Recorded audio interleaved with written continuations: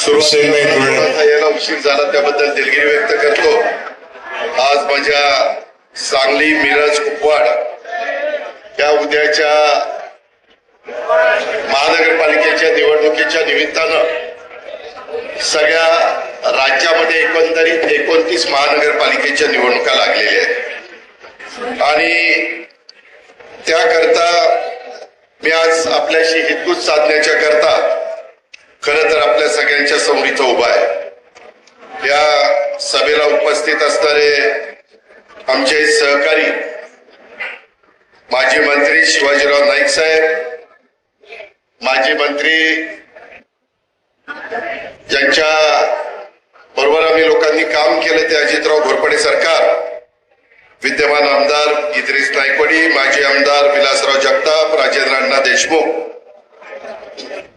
जिल्ह्याचे अध्यक्ष निशिकांत पाटील, लतीफ तांबोळी, शहराचे अध्यक्ष पद्माकर जगदाळे, दिग्विजय सूर्यवंशी, विष्णू माने, प्रताप पाटील, अनिल पाटील, जमील बागवान, विनायक मासाळ, संजय कोळी, साधनाताई कांबळे, अतहर नायकवडी, तामगोंडा रवी पाटील, महादेव डबडे, वीरेंद्र थोरात, उत्कर्ष खाडे, आकाश माने, ईश्वर जनवाडे, केदार पाटील, वसुधा कुंभार, तसंच सुवर्णाताई पाटील, देवजी साळुंखे, धैर्यशील मोरे, अनेक माझ्या सांगली मिरज कुपवाड तसंच सांगली जिल्हा आणि आजूबाजूच्या परिसरातलं तालुक्यात आलेले सर्व राष्ट्रवादी काँग्रेस पक्षाचे माझे सहकारी मान्यवर, आमच्या लाडक्या बहिणी, आमचे सगळे बंधू भगिनी, तसंच पत्रकार मित्र आणि विशेषतः आज ज्यांचा पक्षप्रवेश आपल्या सर्वांच्या साक्षीने इथं झालेला आहे आणि त्याच निमित्तानं खरं तर माझी ज्यावेळेस त्यांच्या सर्वांची चर्चा झाली त्यावेळेस त्यांना मी शब्द दिलेला होता की 19 तारखेला मी आपल्या सगळ्यांच्या प्रवेशाच्या निमित्तानं सांगली मिरज कुपवाडच्या परिसरामध्ये येतो आणि त्यांच्या प्रवेशाच्या करताच आज खरं मी आपल्या सगळ्यांच्या समोर त्या ठिकाणी माझी विचार मांडण्याच्या करता इथं उभा आहे। मी सुरुवातीला सांगतो, लतीफने पण सांगितलं आता बोलत असताना, कारण आमदारांनी प्रास्ताविक केलं, पद्माकर जगदाळे असतील, निशिकांत पाटील असतील, लतीफ तांबोळे असतील, इद्रिस नायकवडी असतील, मैनुद्दीन बागवान असतील, साधनाताई कांबळे, विष्णू माने आणि किशोर दादा जामदार, या सर्वांनी आपले आपले विचार इथं मांडले। मित्रांनो, मी सुरुवातीलाच आपल्या सगळ्यांना सांगतो की आज आपल्या सर्वांच्या साक्षीनं किशोरदादा जामदार, मैनुद्दीन बागवान हे सांगली मिरज कुपवाडचे माजी महापौर, तसंच आनंदा नेवमावदेजी हे आपले माजी उपमहापौर यांच्यासह अनेक माझ्या माजी नगरसेवक, नगरसेविका, सामाजिक कार्यकर्ते, विविध संस्थांच्या पदाधिकाऱ्यांनी राष्ट्रवादी काँग्रेस पक्षामध्ये प्रवेश केलेला आहे, त्या सर्वांचं मी मनापासून स्वागत करतो, मनापासून त्यांना धन्यवाद देखील देतो की त्यांनी एक चांगल्या प्रकारचा निर्णय घेतलेला आहे। माझी यादी कुठे नाही, इथं नाहीये।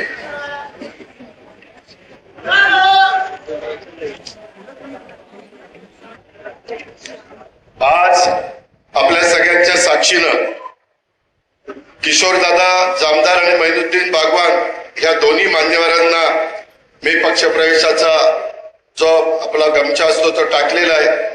त्याच्यानंतर माझं भाषण झाल्यानंतर आनंदा देवमानेजी, करण जामदारजी, तानाजी रुईकरजी, सुनील नांद्रेकरजी, शिवाजी दुर्वेजी, शुभांगी देवमानेजी, मालन गुलवानजी, जुबेर चौधरीजी, आरिफ चौधरीजी, आजम काजीजी, अंकुश कोळी,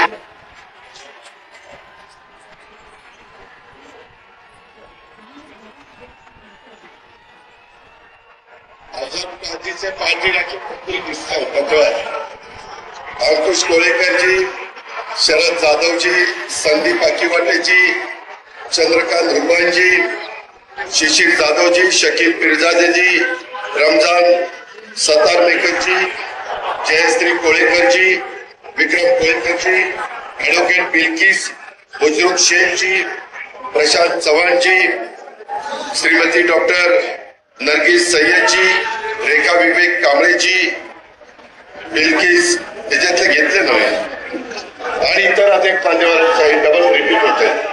मी त्या सर्वांचाच पक्षप्रवेश आज आपल्या सगळ्यांच्या साक्षीने घेणार. मित्रांनो, राजकीय जीवनामध्ये मी देखील गेली 35 वर्ष काम करणारा एक कार्यकर्ता आहे. आपल्या महाराष्ट्रामध्ये चांद्यापासून बांधण्यापर्यंत काम करत असताना तुमच्या माझ्या पूर्वीचा सातारा आणि नंतर सांगली सातारा असे 2 जिल्हे अस्तित्वात आले. त्याला एक वेगळी परंपरा. या जिल्ह्यांनी खूप मोठं योगदान देशाला स्वातंत्र्य मिळण्याच्या करता दिलं. या जिल्ह्यांनी संयुक्त महाराष्ट्राच्या लढ्याच्या निमित्तानं खूप मोठे नेते या देशाला दिले, राज्याला दिले. विशेषतः त्याच्यामध्ये स्वर्गीय यशवंतराव चव्हाण साहेब असतील, स्वर्गीय वसंतदादा पाटील साहेब असतील, इतर अनेक मान्यवरांचा आपल्याला तिथं उल्लेख करता येईल.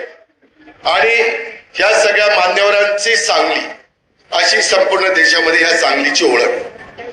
काळ बदलतो, वेळ जातो, नवीन नेतृत्व पुढे येतं आणि त्याच्यातून नवीन नेतृत्वाला पण खऱ्या अर्थाने ताकद देण्याचं काम हे सरकारमध्ये काम करत असणारे, राज्यामध्ये काम करत असणाऱ्या मान्यवरांनी द्यायचा असतो.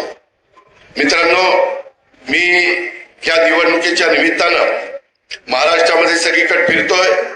मधल्याही काळामध्ये माझ्या राष्ट्रवादी काँग्रेस पक्षाच्या अनेक मान्यवरांनी मला इथं सांगितलं की दादा, आपल्याला काही मान्यवरांशी बोलायचंय. त्याच्यामध्ये मी किशोरदादा जामदार असतील, मैदुद्दीन बागवान असतील, इतर अनेक मान्यवर असतील, यांच्याशी चर्चा केली. मैदुद्दीन बागवान आणि आम्ही मागच्या काळामध्ये एकत्र काम केलेलं आहे.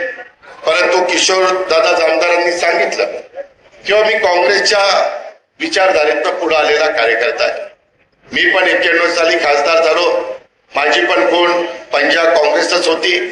राजीवजींनी आणि आदरणीय पवार साहेबांनी मला उमेदवारी दिलेली होती. त्याच्यानंतरच्या काळामध्ये 2 आमदारकी मी लढवल्या. त्याही वेळेस माझी खूण त्या ठिकाणी पंजाब होती.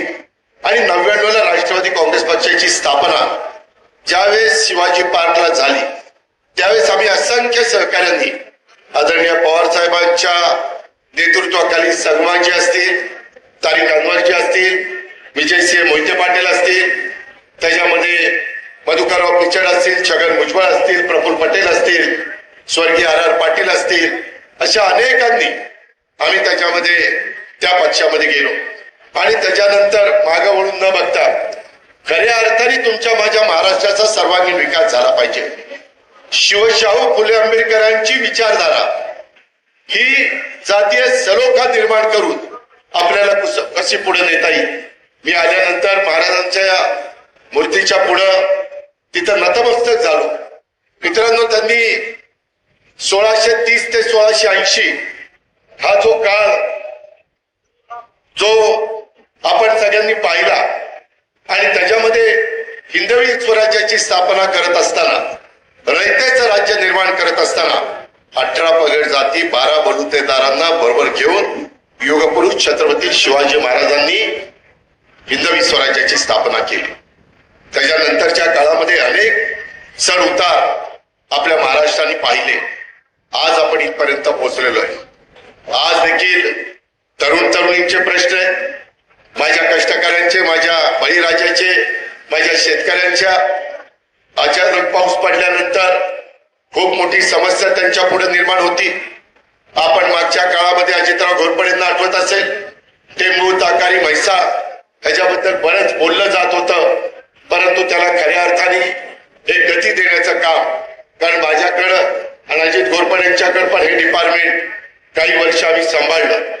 आता माझ्याकडे अर्थ मंत्रालय. परंतु या सगळ्या कामं करत असताना माझ्या सातारा जिल्ह्यामध्ये जे काटापूर असेल, वस्तांनी वांगणा असेल, कवठे किंचळ असेल किंवा माझा जत पासून इकडचा सगळा पार सांगोल्यापर्यंत सोलापूर जिल्ह्यातला जो दुष्काळी पट्टा, जिथं एकेकाळी म्हटलं जायचं कुसळाशिवाय दुसरं काही उगवत नाही, त्याही भागातल्या माझ्या शेतकऱ्यांना खऱ्या अर्थाने पाणी मिळवून देण्याच्या करता आपण टेंबू, ताकारी, म्हैसाळला गती देण्याचं काम केलेलं. मित्रांनो, मी नेहमी महाराष्ट्राला सांगतो, कधी लोक टीका करतात, परंतु मी व्यवहारी माणूस आहे. मी ग्रामीण भागातनं पुढे आलेला कार्यकर्ता आहे. मी शब्दाचा पक्का आहे. सगळी सोंग करता येतात, पैशाचा सोंग नाही करतायत. आणि त्याच्यामुळे असणारा निधी हा वंचित वर्गाकरता, गरीब वर्गाकरता, त्याच्यामध्ये माझ्या अल्पसंख्याक समाजाच्या करता, भटक्या समाजाच्या करता असा जो वर्ग आहे की त्यांनाही इतरांच्या बरोबरीनं आलं पाहिजे. इतर मागासवर्गीय समाजामध्ये छोट्या छोट्या वेगवेगळ्या जाती आहेत, त्यांनाही पुढे आणण्याच्या करता अधिकचं लक्ष, अधिकचं काम आपल्याला सगळ्यांना करावं लागणार आहे. आणि ते करण्याच्या करता केंद्राची मदत घेण्याचा प्रयत्न आमचा सगळ्यांचा असतो. राज्याचा तर अर्थसंकल्प जवळपास 8-8.5 कोटी रुपयाचा, 8-8.5 लाख कोटी रुपयाचा मी त्या ठिकाणी सादर करत असतो. आताच्याही अधिवेशनामध्ये 75,000 कोटी रुपयाचा अर्थसंकल्प आपण सादर केला. आणि त्याच्यात सहसा ह्या गरीब वर्गातल्या मुलांना, मुलींना दर्जेदार शिक्षण कसं मिळेल ह्याबद्दलचा माझा प्रयत्न असतो, आमच्या सगळ्यांचा प्रयत्न असतो. मित्रांनो, आपला सांगली मिरज कुपवाड एकेकाळी त्या नगरपालिका नंतर महानगरपालिकेमध्ये झालेलं रूपांतर, त्याच्यामध्ये अनेकांनी इथलं नेतृत्व केलं. परंतु अजून बरंच काम ह्या सांगली मिरज कुपवाड मध्ये करण्याची गरज आहे. वेगवेगळे भाग आहेत. माझ्या मिरजच्या परिसराचा विचार जर केला तर त्या ठिकाणी आपल्याला जवळपास 23 त्या ठिकाणी नगरसेवक नगरसेविका निवडून येतात. सांगलीमध्ये 43 नगरसेवक नगरसेविका निवडून येतात. कुपवाड मध्ये 12 नगरसेवक नगरसेविका निवडून येतात. 78 नगरसेवक नगरसेविका आमच्या सांगली मिरज कुपवाडचं प्रतिनिधित्व करतात.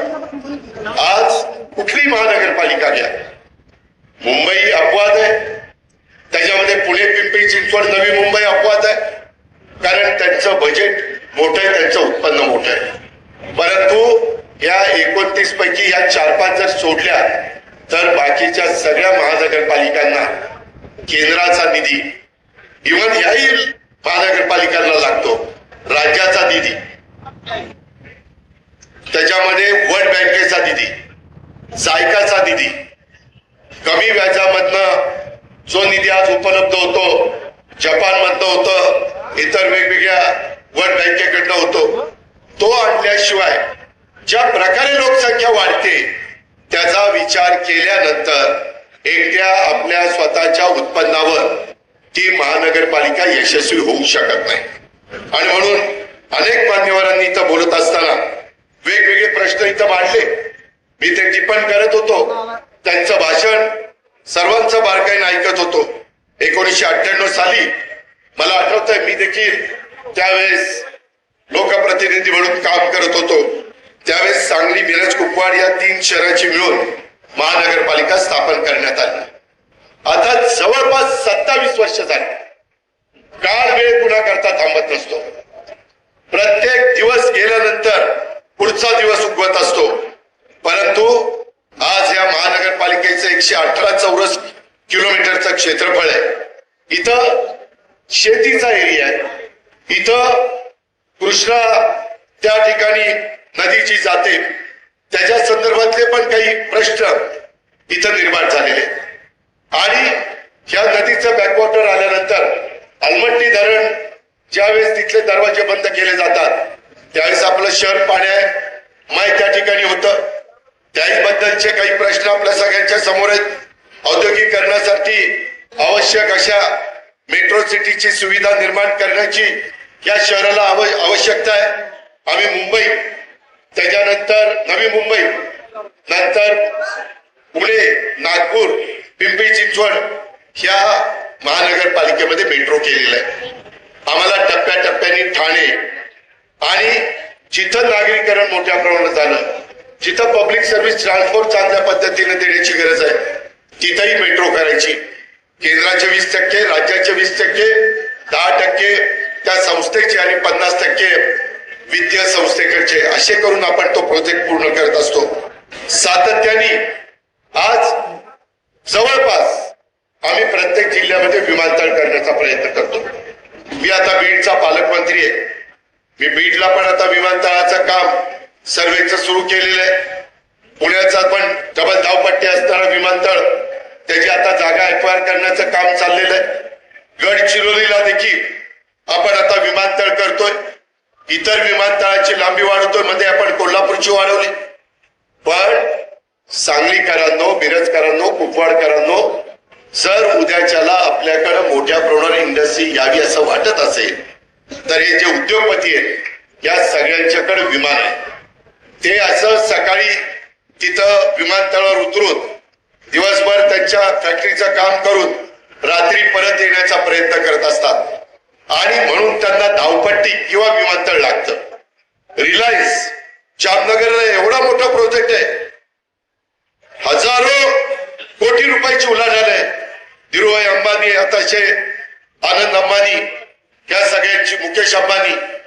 मित्रांनो, रोज 5 ते 6 विमानं मुंबईमध्ये सकाळी सगळे ऑफिसर बसतात, जामनगरला जातात आणि रात्री परत येतात. ही पद्धत आहे. त्याच्यामुळं आपल्याला डेव्हलपमेंट करत असताना जमिनी लागणार आहे. कधी कधी लोक म्हणतात की डेव्हलपमेंट करा, रस्ते करा, पालखी मार्ग करा. आता शक्तीपीठाचा मार्ग होतोय, त्याच्यामध्ये थोडासा बदल आपण करतोय. शेवटी आम्ही तुम्हाला सगळ्यांना विश्वासामध्ये घेऊनच काम करणार.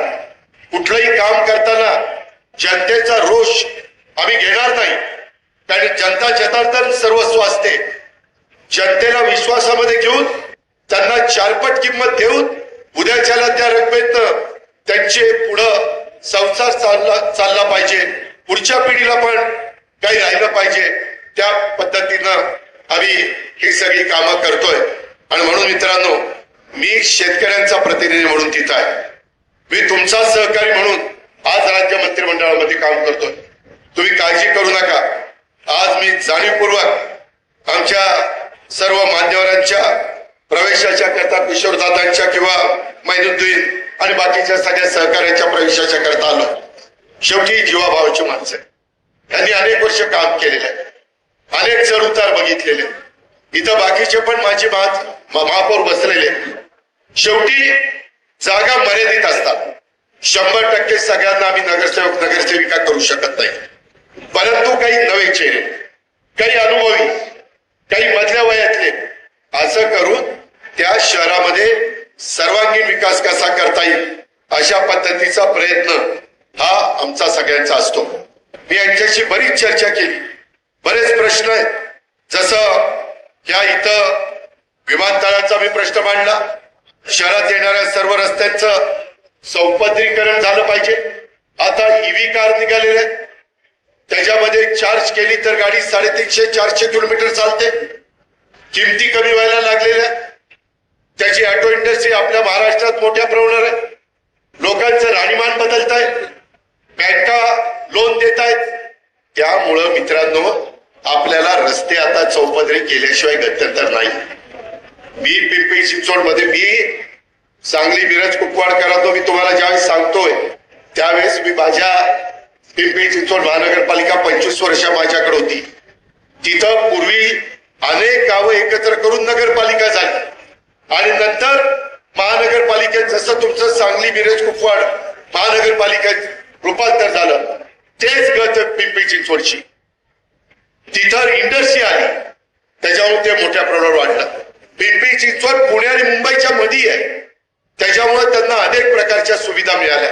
विमानतळ जवळ आहे. आज काही लाख लोक पुण्यामध्ये येत असतात आणि जात असतात. ही परिस्थिती आहे. हे आपल्याला करावं लागणार आहे. आपलं सांगली ही नाट्य पंढरी आहे, जगामध्ये प्रसिद्ध आहे. अत्याधुनिक सुविधासह मंजूर असलेलं नाट्यगृह तुम्हाला मला प्रयत्न करून पूर्ण करावं लागेल. कलाकारांना प्रोत्साहन द्यावं लागेल. प्रशिक्षण देण्यासाठी कला अकादमी उभी करण्याची आवश्यकता आहे. त्यासाठी ठोस अशा प्रकारचे निर्णय घेऊन राष्ट्रीय दर्जाची कला अकादमी ही उभारणी करण्याचा देखील आपण विचार करतोय. जसं कोल्हापूरला झालं, जसं आपल्या मुंबईमध्ये फिल्म सिटीच्या निमित्तानं झालं, ते नितीन देसाई वारलेमध्ये, परंतु एनटी स्टुडिओ चौक म्हणून आहे कर्जतच्या जवळ, तिथं खूप चांगल्या प्रकारची त्यांनी तो स्टुडिओ निर्माण केलेला आहे. तो आता शासनाने घेतलेला आहे. तो काही आर्थिक अडचणीत आला, एक मराठी माणूस होता, फार चांगले चांगल्या चित्रपटामध्ये त्यानं प्रचंड मोठे देखावे सेट त्या ठिकाणी निर्माण केले. आपल्या मराठी माणसाच्या अंगामध्ये कर्तृत्व आहे, त्याच्यामध्ये कौशल्य आहे, संधी देण्याची गरज आहे. क्रीडा क्षेत्र घ्या, कला क्षेत्र घ्या, कोणतंही क्षेत्र घ्या. मित्रांनो, माझ्या सांगली मिरज कुपवाडची पाणी पुरवठा योजना, नागरिकांना आजही पुरेसा पाणी मिळत नाहीये. अनेक प्रकारच्या तक्रारी आहेत, त्याच्यामध्ये अभ्यासपूर्ण उपाययोजना राबवता येतात. आता तर एआयचा वापर केला जातोय. आम्ही आमच्या भागामध्ये ऊस एआयचा वापर करून घेतोय. वसंतदादा शुगर इन्स्टिट्यूट तिथं मदत करते. कृत्रिम बुद्धिमत्ता, जिथं आमचा माणूस 70 टन ऊस काढायचा आहे, तो 100 टन ऊस काढायला लागलाय. आपल्याला ते तंत्रज्ञान आपलंच करावं लागणार आहे. 500 कोटी रुपयाची तरतूद मी सरकारमध्ये कृषी विभागाला केलेली आहे. दत्ता भरणे कृषी मंत्री आहे, आपण त्यांना सांगू शकतो. इथं 72 शेतकरी आहे, इथं द्राक्ष पिकवणारा शेतकरी, वेगवेगळ्या प्रकारे ऊसाची शेती करणारा शेतकरी एकदम चांगल्या प्रकारची शेती करतो. या पद्धतीनं आपल्याला त्याला प्रोत्साहन द्यावं लागेल, एआयचा वापर करावा लागेल. आज पुढच्या पिढीला ते आपल्याला शिकवावं लागेल. जसं माग ज्याला लिहिता वाचता येणार नाही ते निरक्षर, नंतरचा काळ आला ज्याला कॉम्प्युटर चालवता येत नाही तो निरक्षर. मित्रांनो, पुढची पिढी ज्याला एआयचा वापर करता येणार नाही तो निरक्षर ठरणार आहे. म्हणून आम्ही त्याच्यात बदल करतोय. मी नुसतं राजकारण करायला इथं आलो नाही, मी समाजकारण करायला आलेलो आहे. जी डेव्हलपमेंट जगात मध्ये चाललेली आहे ती माझ्या सांगली मिरज कुपवाड मध्ये झाली पाहिजे.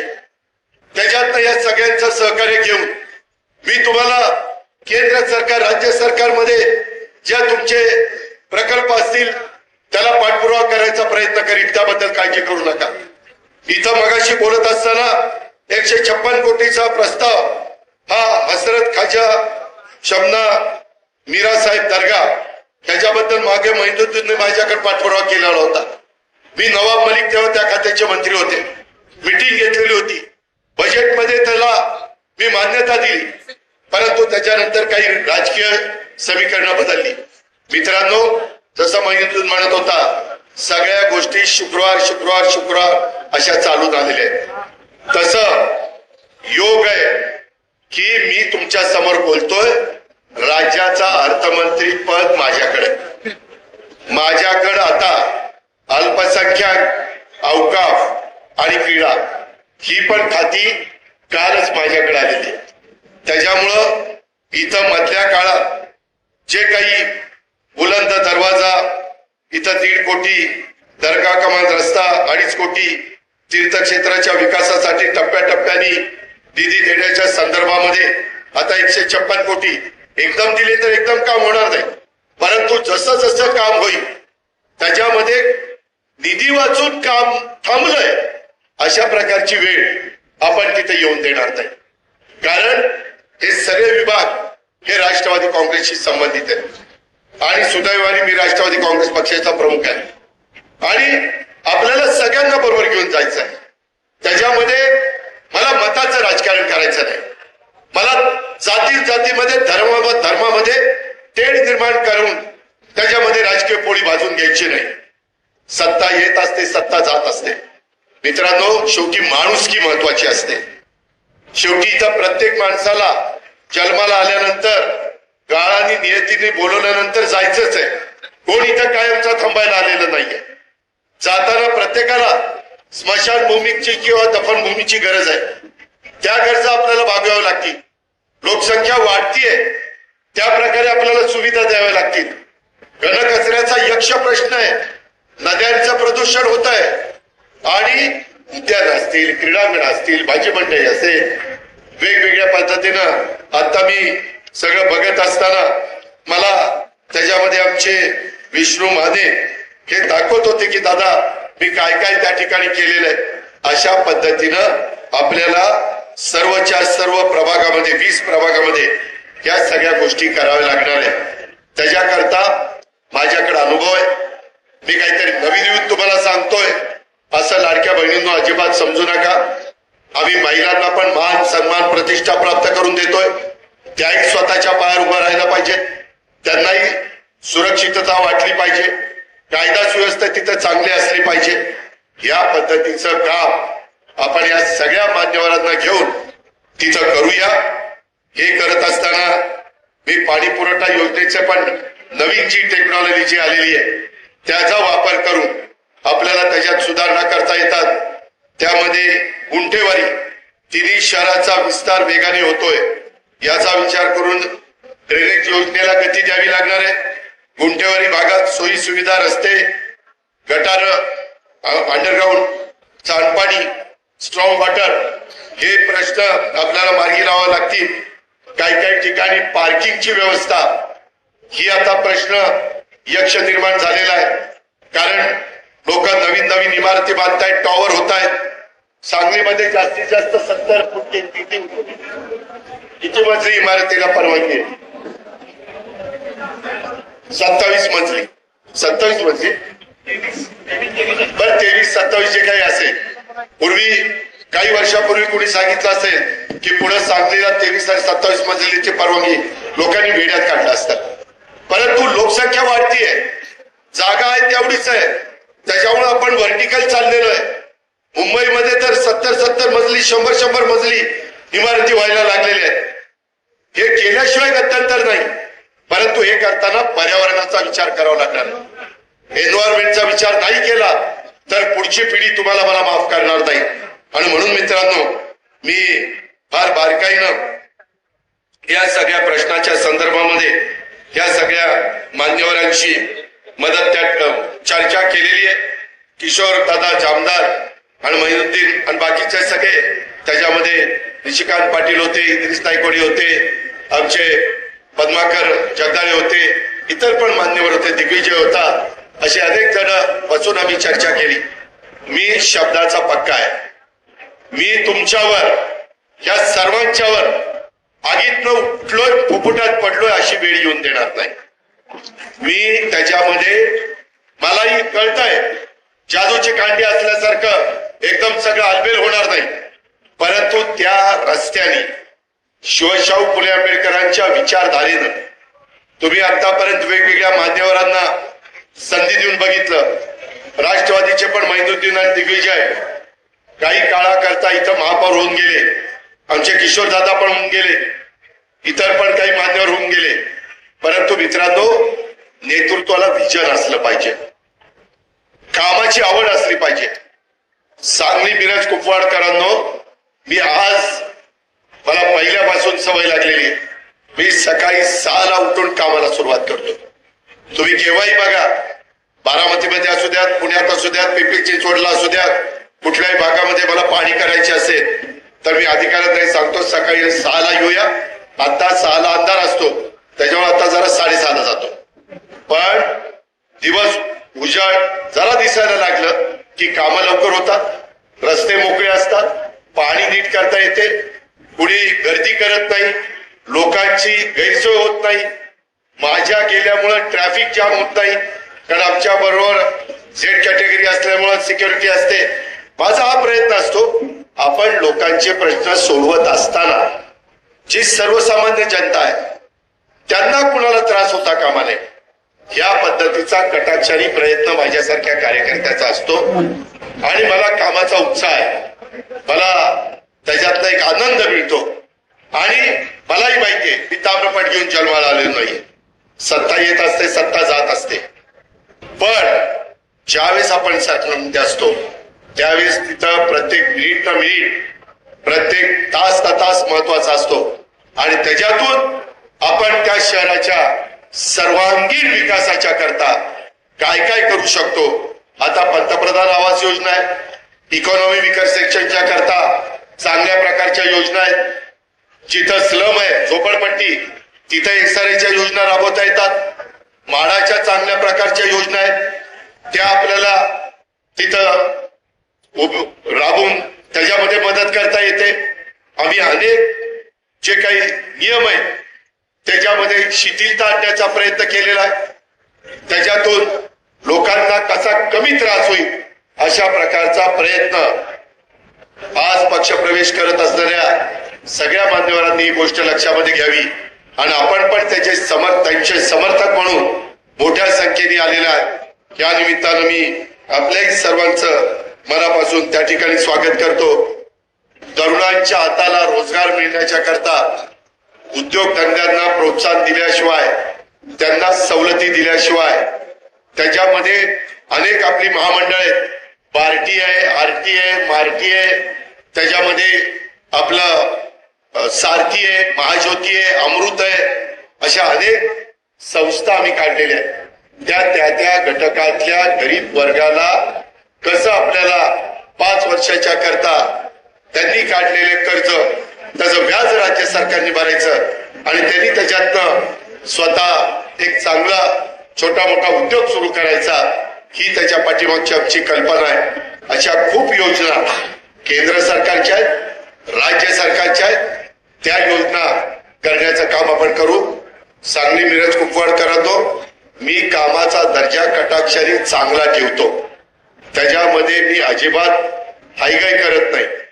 जर जनतेचा पैसा आपण विकास कामाच्या करता आणला आणि रस्त्याचं काम, अंडरग्राऊंड ड्रेनेजचं काम किंवा विजेचं काम, पिण्याच्या पाण्याचं काम, जे काही काम असेल ते इमारतीचं काम, त्याचा दर्जा जर खराब राहिला तर ते काम 25 वर्ष पण टिकत नाही आणि शेवटी त्या भागातल्या लोकांना त्याचा त्रास होतो।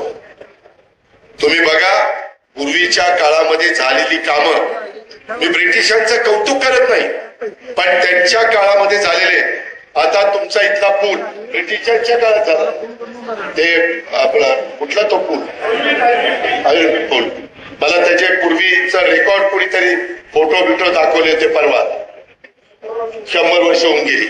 100 वर्षाची गॅरंटी असती तरी तो पूल अजून आहे। मग आपल्या काळातले पूल का 100 वर्ष टिकत नाही? दोष कुणाचा आहे? कॉन्ट्रॅक्टरचा आहे, अधिकाऱ्यांचा आहे, लोकप्रतिनिधींचा आहे का जबाबदार नागरिकांचं जेवढं बारकाईने तिथं लक्ष पाहिजे? जो तुम्हाला अधिकार माहितीचा दिलेला आहे, त्या माहितीचा अधिकार हा चांगलं काम चांगल्या पद्धतीने, उत्कृष्ट पद्धतीने होण्याच्या करता वापरला। आम्ही तुमचं कौतुक करू, आम्ही तुमची पाठ थोपटून देऊ, त्यामध्ये कुठं चुकत असेल तर आम्हाला सांगा, आम्ही त्याची इन्क्वायरी लावू। अशा पद्धतीनं मित्रांनो आपण पुढे जाण्याचा प्रयत्न करू आणि महाराष्ट्राच्या औद्योगिकरण अर्थकारणाला एक आश्वासक दिशा देण्याचं काम समाजातील मागास, आदिवासी, अल्पसंख्याक, महिला, युवक युवती या समाज घटकांना मुख्य प्रवाहामध्ये आणण्याचा आणि त्यांना विकासाची संधी देण्याचं काम आपण त्या ठिकाणी करण्याचा प्रयत्न करतोय। हे सगळेजण येत असताना नव्या जुन्यांची मोठ बांधत कुठल्याही परिस्थितीत हा आत्ताच आलाय, मग याला का द्यायचं? मी इतके वर्ष काम करतोय, आम्ही काय फक्त सतरंज्याच उचलायच्या का? तुम्ही सतरंज्या नाही उचलायच्या, पण तुम्हाला तिकीट दिल्यानंतर निवडून येण्याची क्षमता देखील आपल्यात असली पाहिजे। ज्यांच्यामध्ये इलेक्टिव्ह मेरिट असेल, ज्यांच्यामध्ये सर्व त्या प्रभागातल्या, त्या वॉर्डातल्या लोकांचा बरोबर घेऊन जाण्याची ज्यांची हातोटी असेल, कसोटी असेल, त्यांना संधी देण्याचं काम आम्ही त्या बाबतीमध्ये करू। आज या सगळ्या माझ्या सहकाऱ्यांच्या सोबत किशोरदादा असतील किंवा इतर महिंदू सर्व असतील, यांच्या सोबत एक नवीन प्रवास आपण सुरू करतोय। ते राष्ट्रवादी काँग्रेस पक्षाच्या परिवाराचे हे सगळे सन्माननीय मान्यवर हे सदस्य झालेले आहेत। या निमित्तानं मी त्यांना खात्री देतो, राष्ट्रवादी काँग्रेस पक्षामध्ये सहभागी झालेला तुम्हाला कधीच पश्चाताप होणार नाही। राष्ट्रवादी काँग्रेस पक्षामध्ये तुमचा योग्य पद्धतीचा सन्मान, मान हा राखला जाईल। त्याचबरोबर मी माझ्या पूर्वीच्या देखील माझ्या सहकाऱ्यांना ग्वाही देतो की तुमच्यावर देखील कोणताही प्रकारचा अन्याय होणार नाही। तुमचं देखील महत्व अबाधित ठेवण्याचं काम आम्ही त्या ठिकाणी करू आणि जुन्या नव्यांची, त्या सहकाऱ्यांची, कारण हे सगळ्यांनी अनेक वर्षे एकत्र काम केलेले, जरी त्यांचे पक्ष वेगवेगळे असले तरी भूमिका एकच होती की सांगली मिरज कुपवाड त्याचा सर्वांगीण विकास झाला पाहिजे। अशा पद्धतीनं आम्ही हे सगळं काम करू हा क्रांतिसिंह नाना पाटलांचं स्मारक असेल, त्यांचा हा जिल्हा आहे, इतर मान्यवरांचा हा जिल्हा आहे, हे आम्ही कधी विसरू शकत नाही. त्या पूर्वी स्वर्गीय यशवंतराव चव्हाण साहेब या सगळ्या जिल्ह्याचे नेते होते, स्वर्गीय वसंतदादा पाटील होते, त्याचबरोबर क्रांतिसिंह नाना पाटील होते, अनेक मान्यवर त्या बाबतीमध्ये होते. इव्हन पतंगराव कदमांनी इथलं नेतृत्व केलं, आर पाटलांनी इथलं नेतृत्व केलंय, राजारामबापू पाटलांनी या जिल्ह्याचं नेतृत्व केले. अनेक दिग्गजांनी या जिल्ह्याला आपल्या आपल्या परीनं नेतृत्व देण्याचं काम केलंय. त्या सर्वांचा मी आदर करतो, त्या सगळ्यांचा त्यांच्या पुढं अभिवादन करतो, त्यांना भावपूर्ण श्रद्धांजली देखील अर्पण करतो. आणि त्यांचं सगळ्यांचं जे काही अधुरं राहिलेलं स्वप्न आहे ते पुढं देण्याच्या करता एकमेकांची उमेदवारी न काढता त्याच्यातून आपल्याला चांगलं जे काही साध्य करता येईल ते साध्य करण्याच्या करता आम्ही सगळेजण जीवाचं रान करू, अशा पद्धतीची ग्वाही आजच्या पक्षप्रवेशाच्या निमित्तानं मी आपल्या सर्व सहकाऱ्यांना देईन. स्वर्गीय यशवंतराव चव्हाण साहेबांनी तुमच्या माझ्या शिवशाहू फुले आंबेडकरांच्या महाराष्ट्राला हे किंवा राजकारणाला समाजकारणाला सुसंस्कृत चेहरा दिलेला आहे. त्यांनी रचलेल्या पायावर तुम्हाला मला आधुनिक प्रगत पुरोगामी महाराष्ट्र हा उभा करायचा आहे. आणि त्याच्यामुळं त्यांच्या ज्या जडणघडणीचं मोलाचं योगदान झालेलं आहे, त्यांनी स्वातंत्र्य लढ्यामध्ये सक्रिय जो सहभाग दाखवलेला आहे, आता आपण नवीन पिढीनं देखील त्यामध्ये त्यांनी त्यांची जबाबदारी पार पाडलेली आहे, आम्ही आमची जबाबदारी पार पाडू. माझ्या लाडक्या बहिणींनी, माझ्या तरुण तरुणींनी त्यांची जबाबदारी पार पाडण्याच्या करता आम्ही तुमच्या पाठीशी सर्व जण ताकदीनं उभं राहू, सगळे काही गोष्टी तुमच्या करता करू, हा विश्वास मी आजच्या पक्ष प्रवेशाच्या निमित्तानं देतो. बरेच निवेदन आलेली आहे. पुढे जिल्हा परिषद तालुका पंचायतीच्या पण निवडणुका आहेत. आता सध्या निवडणुकीचा काळ आहे. इतके दिवस आमच्या निवडणुका झाल्या, आम्ही खासदार झालो, आमदार झालो, मंत्री झालो, उपमुख्यमंत्री झालो, अनेक पद वेगवेगळ्या कार्यकर्त्यांना मिळाली. परंतु जो स्थानिक स्वराज्य संस्थांमध्ये काम करणारा कार्यकर्ता आहे, इथं शिवाजीराव नाईक बसले, ते देखील स्थानिक स्वराज्य संस्थेतनच या सांगली जिल्ह्याचे जिल्हा परिषदेचे अध्यक्षपद त्यांनी भूषवलं. या अनेक दिग्गजांनी तशा पद्धतीनं काम केलंय. ह्याच्यातनच उद्याचा नेता तयार होतो, ह्याच्यातनच उद्याचा आमदार, खासदार, मंत्री, राज्यमंत्री तयार होतो. आणि त्याच्यामुळं ही एक तुम्हाला चांगल्या प्रकारची संधी आलेली आहे. मी पुन्हा सांगतो, सगळ्यांना तिकीट देऊन आम्ही तुम्हाला खुश करू शकत नाही, परंतु ज्यांचं इलेक्टिव्ह मेरिट त्या त्या प्रभागामध्ये असेल त्याबद्दल मी या सगळ्या मान्यवरांची चर्चा केलेली आहे. त्या चर्चेप्रमाणे राष्ट्रवादी काँग्रेस पक्ष तिथं आपली आपली भूमिका बजावे, याबद्दल ती मात्र शंका कुणी मनामध्ये बाळगू नका. आणि हे सगळं झाल्यानंतर त्याच्यातून इतर जे काही मंडळ असतात, इतर कमिटी असतात, त्याच्यामध्ये अध्यक्षपद असतं, उपाध्यक्षपद असतं, कुठं सदस्यपद असतं, डीपीडीसी मध्ये पद असतात. त्या वेगवेगळ्या पदावर तेवढ्याच तोडीच्या कार्यकर्त्याला जर थांबावं लागलं तर तिथं काही प्रमाणात माझ्या लाडक्या बहिणींना आणि इतर कार्यकर्त्यांना तिथं पण सामावून घेण्याचं प्रयत्न आणि काम हे आमच्याकडनं होईल, याबद्दलची ग्वाही मी आपल्याला सगळ्यांना देतो. पुन्हा एकदा या सर्व मान्यवरांचं मी मनापासून स्वागत करतो. आपण प्रचंड संख्येने इथं उपस्थित राहिला, आपल्याला पण मी धन्यवाद देतो आणि आपल्या सगळ्यांची रजा घेतो. जय हिंद, जय महाराष्ट्र. आणि आता दादा